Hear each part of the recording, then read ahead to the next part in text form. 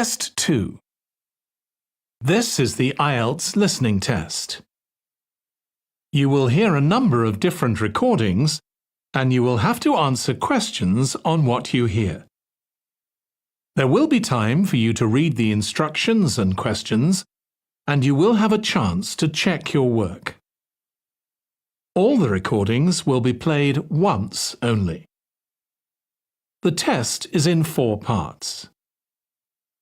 At the end of the test, you will be given 10 minutes to transfer your answers to the answer sheet. Now turn to Part 1.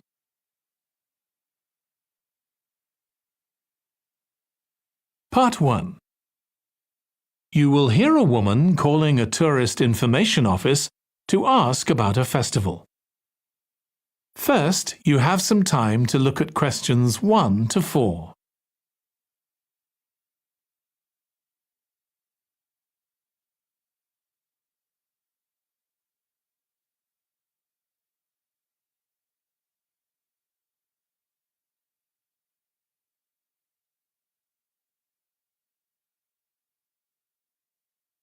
Now listen carefully and answer questions 1 to 4.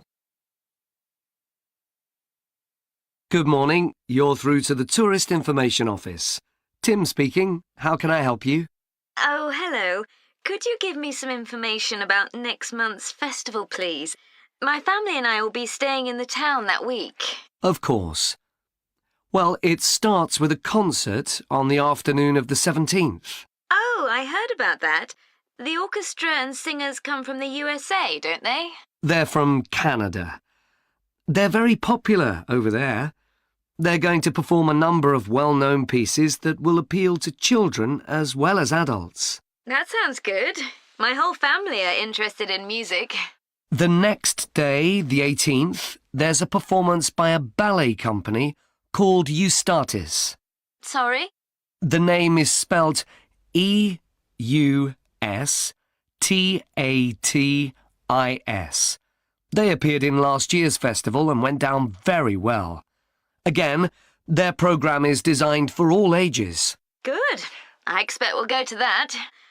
I hope there's going to be a play during the festival. A comedy, ideally. You're in luck. On the 19th and 20th, a local amateur group are performing one written by a member of the group. It's called Jemima.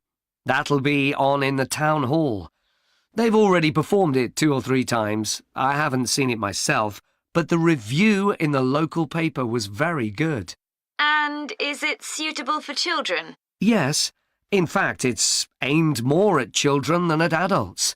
So both performances are in the afternoon.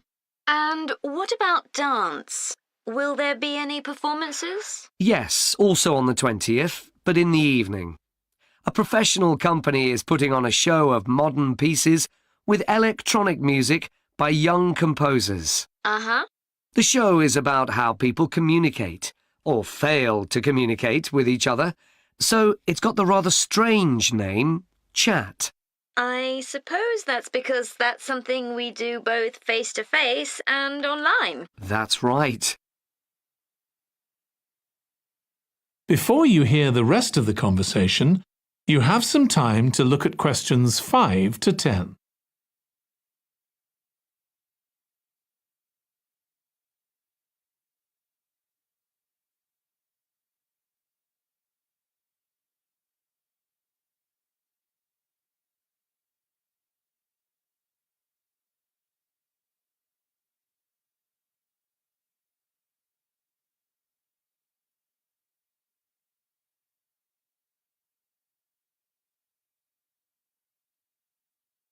Now listen and answer questions 5 to 10. Now, there are also some workshops and other activities. They'll all take place at least once every day, so everyone who wants to take part will have a chance. Good. We're particularly interested in cookery. You don't happen to have a cookery workshop, do you? We certainly do. It's going to focus on how to make food part of a healthy lifestyle. And it'll show that even sweet things like cakes can contain much less sugar than they usually do. That might be worth going to. We're trying to encourage our children to cook. Another workshop is just for children, and that's on creating posters to reflect the history of the town. The aim is to make children aware of how both the town and people's lives have changed over the centuries. The results will be exhibited in the community centre. Then, the other workshop is in toy making, and that's for adults only. Oh, why's that? Because it involves carpentry. Participants will be making toys out of wood, so there'll be a lot of sharp chisels and other tools around. It makes sense to keep children away from it. Exactly. Now, let me tell you about some of the outdoor activities. There'll be supervised wild swimming. Wild swimming? What's that? It just means swimming in natural waters, rather than a swimming pool. Oh, okay. In a lake, for instance. Yes. There's a beautiful one just outside the town, and that'll be the venue for the swimming. There'll be lifeguards on duty, so it's suitable for all ages. And finally, there'll be a walk in some nearby woods every day. The leader is an expert on insects. He'll show some that live in the woods and how important they are for the environment. So there are going to be all sorts of different things to do during the festival. There certainly are. If you'd like to read about how the preparations for the festival are going, the festival organiser is keeping a blog. Just search online for the festival website, and you'll find it. Well, thank you very much for all the information. You're welcome. Goodbye. Goodbye. That is the end of Part 1. You now have 1 minute to check your answers to Part 1.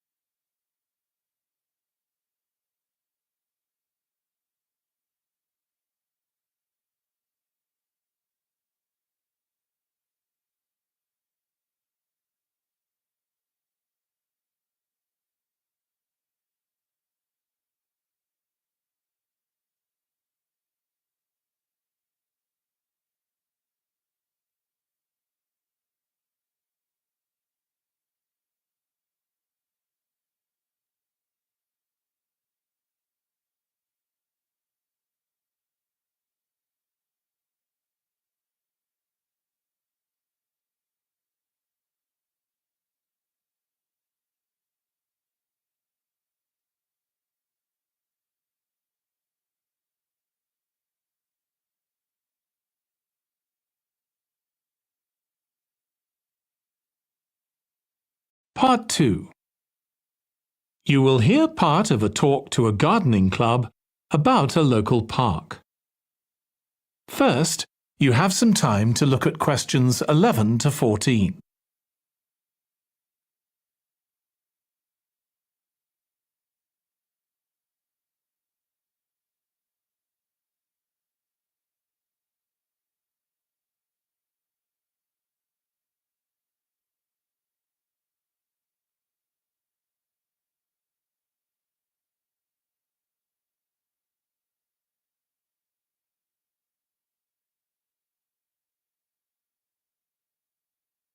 Now listen carefully and answer questions 11 to 14.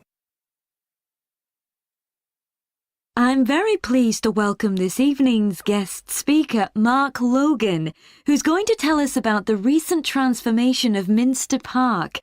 Over to you, Mark. Thank you. I'm sure you're all familiar with Minster Park. It's been a feature of the city for well over a century, and has been the responsibility of the City Council for most of that time. What perhaps isn't so well known is the origin of the park.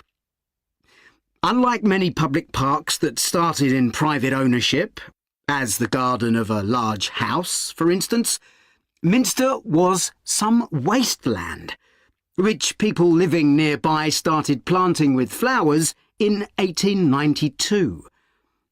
It was unclear who actually owned the land, and this wasn't settled until 20 years later, when the council took possession of it.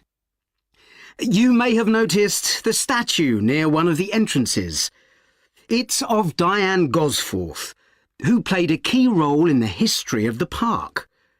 Once the council had become the legal owner, it planned to sell the land for housing. Many local people wanted it to remain a place that everyone could go to enjoy the fresh air and natural environment. Remember, the park is in a densely populated residential area.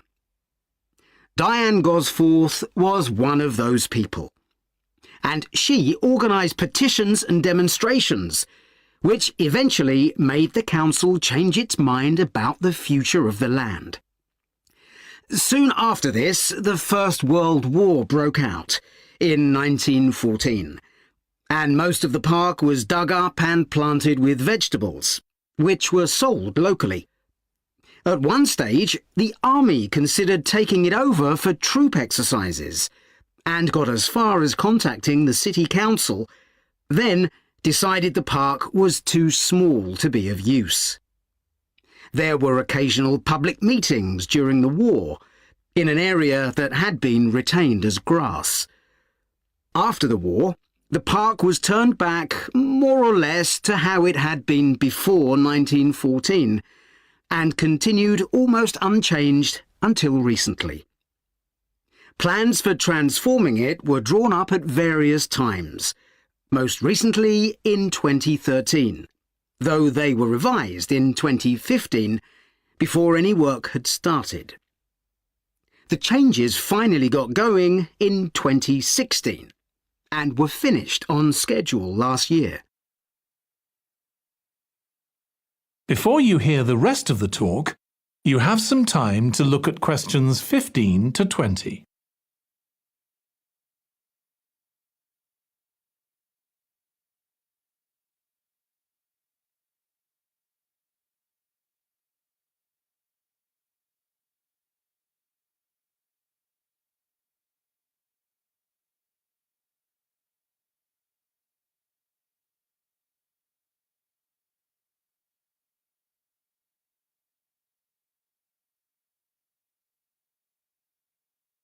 Now listen and answer questions 15 to 20.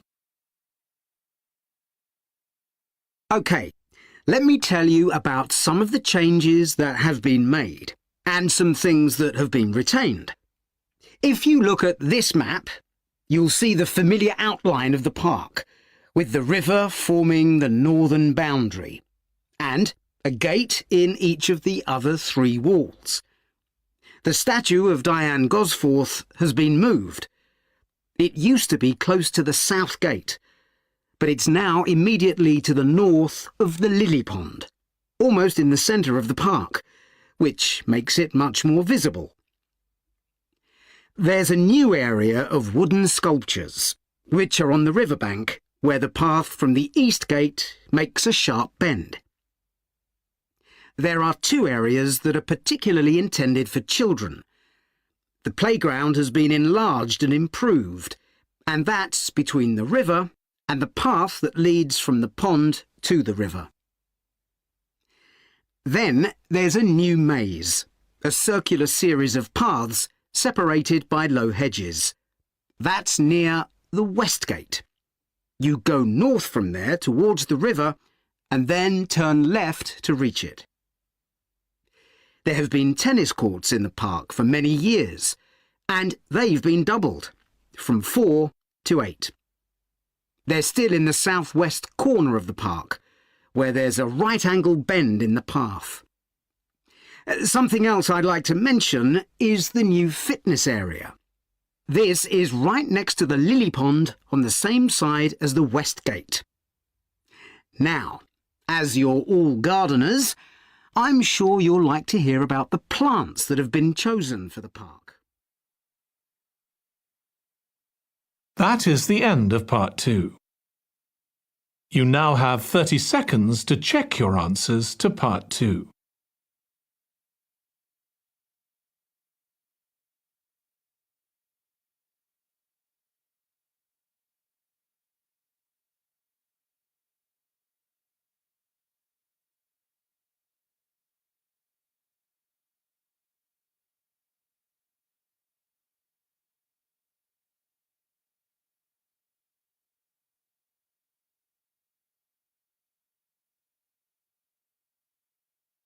Part 3.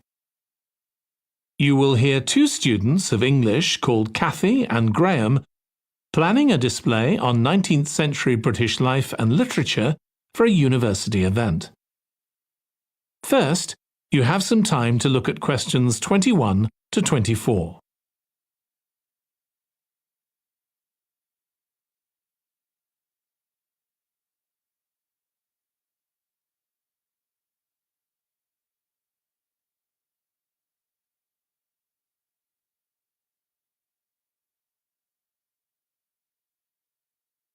Now listen carefully and answer questions 21 to 24.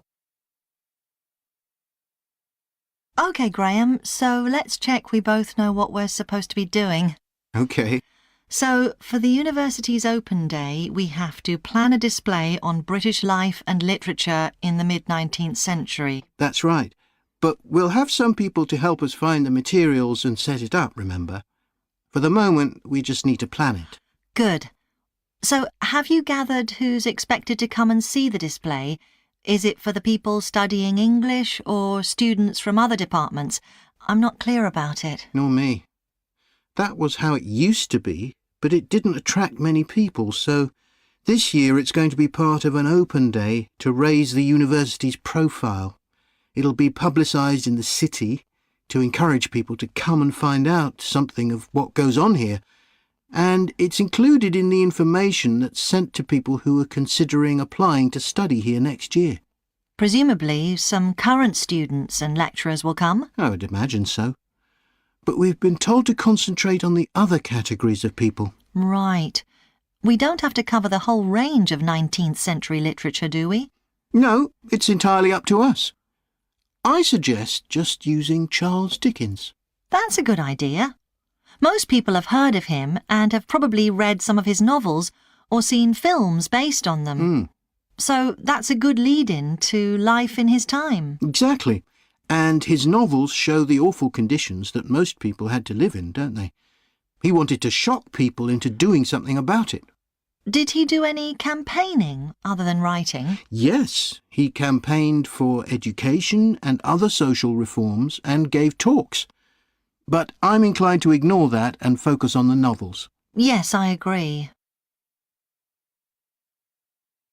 Before you hear the rest of the discussion, you have some time to look at questions 25 to 30.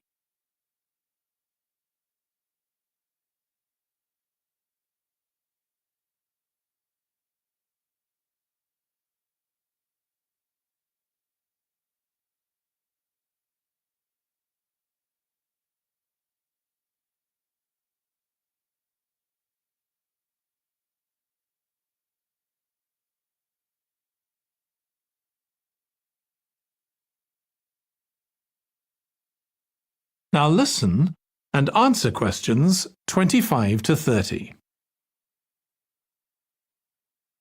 OK, so now shall we think about a topic linked to each novel? Yes, I've printed out a list of Dickens's novels in the order they were published, in the hope you'd agree to focus on him. You're lucky I did agree. Let's have a look. OK, the first was The Pickwick Papers, published in 1836. It was very successful when it came out, wasn't it?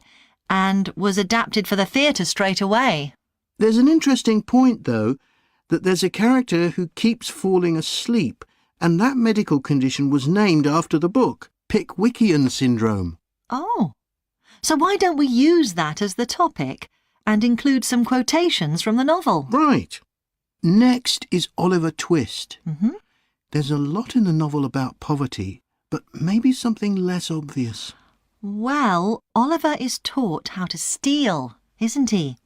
We could use that to illustrate the fact that very few children went to school, particularly not poor children, so they learnt in other ways. Good idea. What's next? Maybe Nicholas Nickleby? Actually, he taught in a really cruel school, didn't he? That's right. But there's also the company of touring actors that Nicholas joins. We could do something on theatres and other amusements of the time. We don't want only the bad things, do we? OK. What about Martin Chuzzlewit? He goes to the USA, doesn't he? Yes. And Dickens himself had been there a year before and drew on his experience there in the novel. I wonder, though. The main theme is selfishness. So we could do something on social justice? No, too general. Let's keep to your idea. I think it would work well. He wrote Bleak House next. That's my favourite of his novels. Yes, mine too. Oh, His satire of the legal system is pretty powerful. that's true. But think about Esther, the heroine.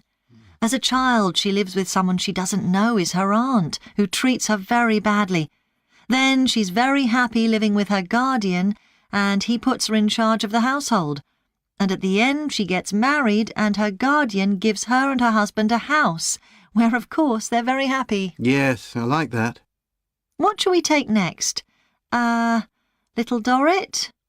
Old Mr. Dorrit has been in a debtor's prison for years. So was Dickens's father, wasn't he? That's right. What about focusing on the part when Mr. Dorrit inherits a fortune and he starts pretending he's always been rich?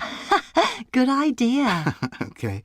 So next we need to think about what materials we want to illustrate each issue. That's going to be quite hard.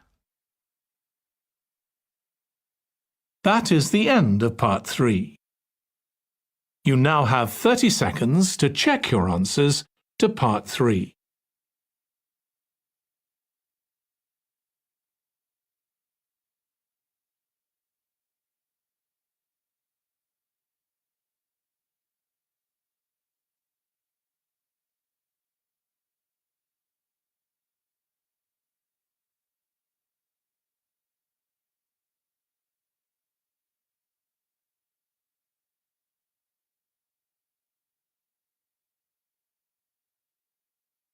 Part 4. You will hear part of a presentation about an agricultural program in the country of Mozambique. First, you have some time to look at questions 31 to 40.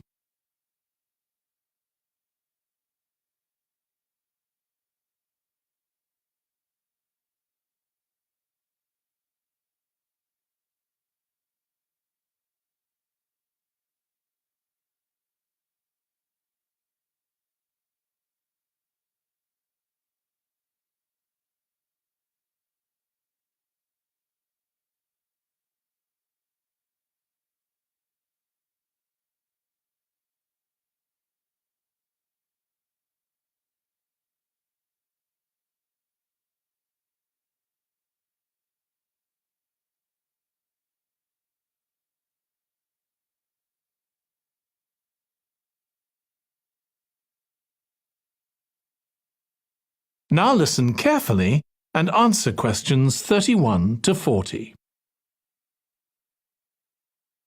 I'm going to report on a case study of a program which has been set up to help rural populations in Mozambique, a largely agricultural country in Southeast Africa. The program worked with 3 communities in Chikwalakwala district near the Limpopo River. This is a dry and arid region with unpredictable rainfall. Because of this, people in the area were unable to support themselves through agriculture, and instead they used the forest as a means of providing themselves with an income, mainly by selling charcoal. However, this was not a sustainable way of living in the long term, as they were rapidly using up this resource. To support agriculture in this dry region, the program focused primarily on making use of existing water resources from the Limpopo River by setting up systems of irrigation, which would provide a dependable water supply for crops and animals. The program worked closely with the district government in order to find the best way of implementing this. The region already had one farmers' association, and it was decided to set up 2 more of these. These associations planned and carried out activities including water management, livestock breeding and agriculture. And it was notable that in general, women formed the majority of the workforce.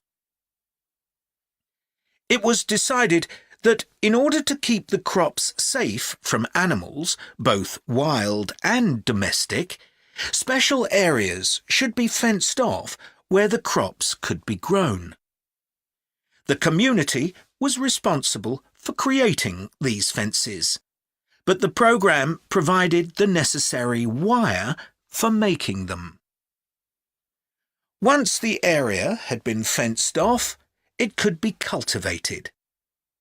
The land was dug so that vegetables and cereals appropriate to the climate could be grown, and the programme provided the necessary seeds for this. The programme also provided pumps so that water could be brought from the river in pipes to the fields. However, the labour was all provided by local people, and they also provided and put up the posts that supported the fences around the fields.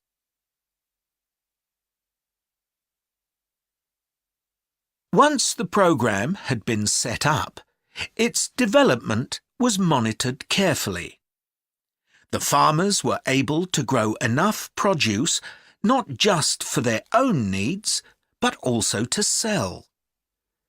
However, getting the produce to places where it could be marketed was sometimes a problem, as the farmers did not have access to transport, and this resulted in large amounts of produce, especially vegetables, being spoiled.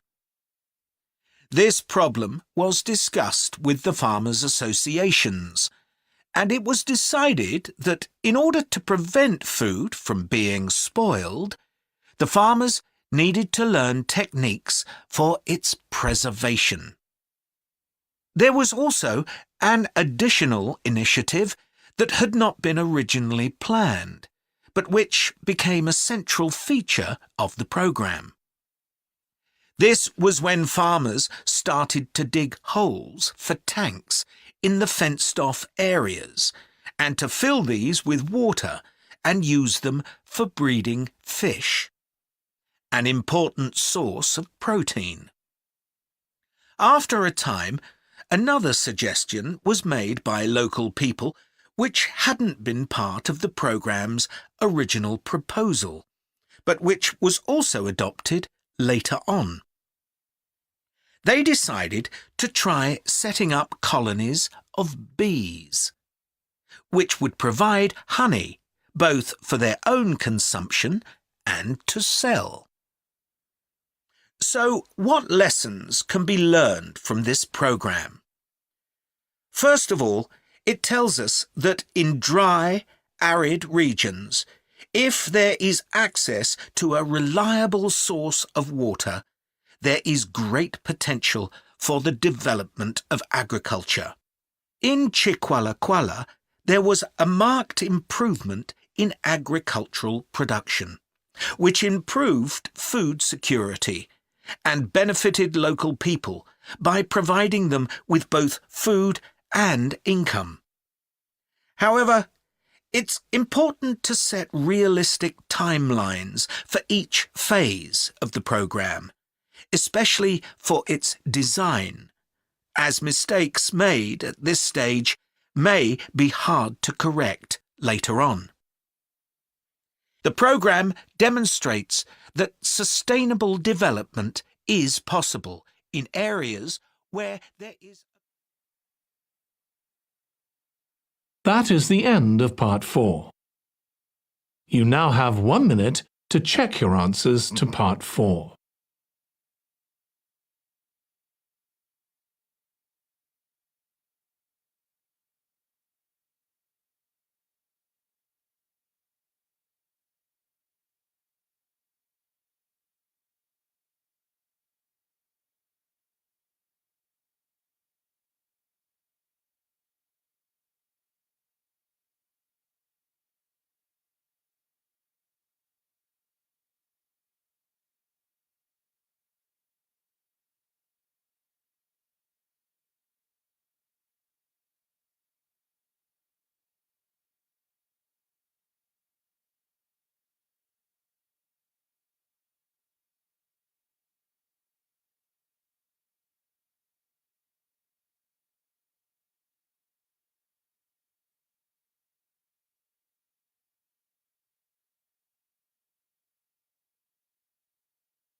That is the end of the listening test.